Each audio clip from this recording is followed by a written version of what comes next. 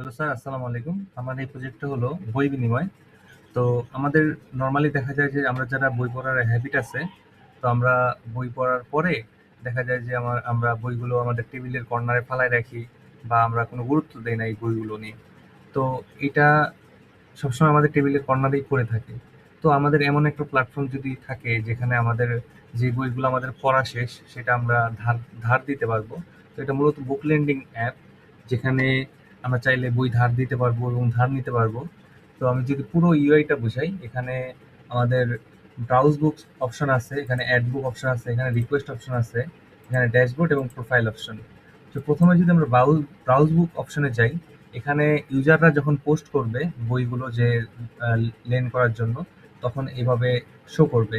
Like এই যে এই বইটা যদি আমরা দেখি যে আসমান পেপার বই, পেপার ব্যাগ, যাই হোক, এই বইটার নাম লতিফুল ইসলাম, কে লিখছে? লতিফুল ইসলাম শিবলি, এবং ডিসক্রিপশন লেখা আছে। আমরা যে ওপেন বুক অপশনে যাই, এখানে এই যে এই বইটা যেহেতু আমি পোস্ট করছি, এর জন্য ডিলেট বুক অপশনটা শো করতেছে। আদারওয়াইজ যদি অন্য ইউজার যদি পোস্ট করতো, তাহলে ওখানে বড় রিকোয়েস্ট বা কোনো একটা রিকোয়েস্টের অপশন থাকতো, সেটাও আমি দেখাবো। তো এখানে যদি আমরা যে অ্যাড বুক, আচ্ছা ব্রাউজ বুক আবার যাই, তো এখানে মূলত সব বইগুলো শো করবে। আচ্ছা অ্যাড বুক অপশনে যদি যাই, তো এখানে মূলত প্রথমে আমাদের বই অ্যাড করতে হলে বইয়ের টাইটেল দিতে হবে। তারপরে আমরা একটা অথর দিলাম, সাপোজ টেস্ট ইউজার দিয়ে দিলাম, একটা ডিসক্রিপশন এবিসিডি ব্লা ব্লা দিয়ে দিলাম।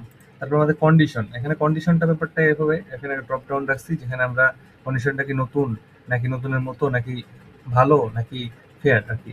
তো এটা আমরা দিতে পারবো। আমরা লাইক নিউ দিলাম। তারপর এখানে একটা চুজ ফাইলের অপশন আছে, যেখানে আমরা ইমেজ, যে বইয়ের কাভার পেজটা, সেটা আমরা অ্যাড করতে পারবো। তো এখানে যদি আমরা ক্লিক করে আমরা যদি বইয়ের কাভার পেজটা দেই এবং দিয়ে এটা আমরা যদি সেভ বুক দিয়ে দিই, তাহলে এটা যদি আমরা ব্রাউজ বুকে যাই, তাহলে এই যে নতুন বইটা আমাদের এখানে শো করতেছে এবং ডেটাবেজে স্টোর হচ্ছে। তারপরে এখানে রিকোয়েস্ট বুকের অপশন। তো রিকোয়েস্টের অপশন, কিছুক্ষণ আগে আমার কাছে একটা ইনকামিং, এখানে ইনকামিং মানে বড় রিকোয়েস্ট যেগুলো আছে, তো এগুলো এখানে শো করবে। কিছুক্ষণ আগে আমার কাছে একটা রিকোয়েস্ট আসছে, সেটা হলো এই যে এই বইটা, যে আসমান বইটা নিতে চায়, কে নিতে চায়? রিকোয়েস্টটা হলো রাফি। রাফি নিতে চায়, মেসেজ, সে একটা মেসেজও দিয়ে দিয়েছে যে আই নিড দিস বুক। এখন স্ট্যাটাস কি, এটা পেন্ডিং। আপাতত আমি কি এটা অ্যাকসেপ্টও করতে পারি, রিজেক্টও করতে পারি চাইলে।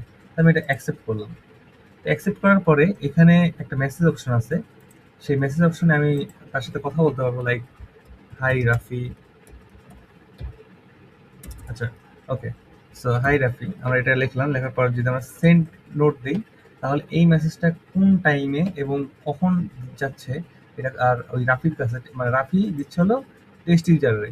এই চ্যাটের মধ্যে আছে শুধু Rafi and test user. Okay. So আমরা যদি এখানে একটা ড্যাশবোর্ড আছে, ড্যাশবোর্ড এখানে আমরা প্রপার আমার আমার কতগুলো বই আছে সব দেখতে পারবো।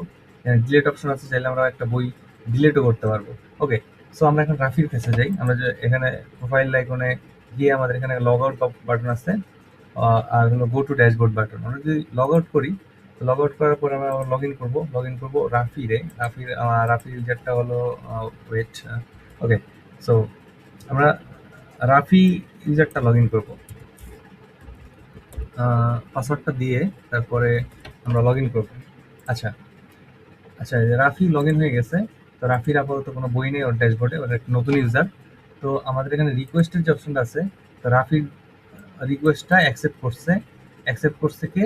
Test user one. সো মেসেজে যাওয়ার পরে এই যে হাই রাফি লিখে রাখছে, কিছুক্ষণ আগে যে মেসেজটা দিলাম, এই মেসেজটা আসছে।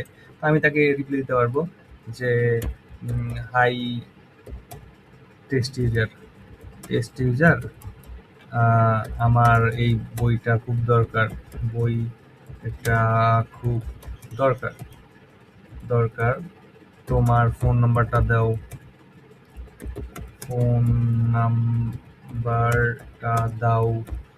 আমি একটা মেসেজ লিখে দিলাম যে তোমার ফোন নাম্বারটা দাও। আসলে আমি কনভারসেশন করতে পারবো চাইলে।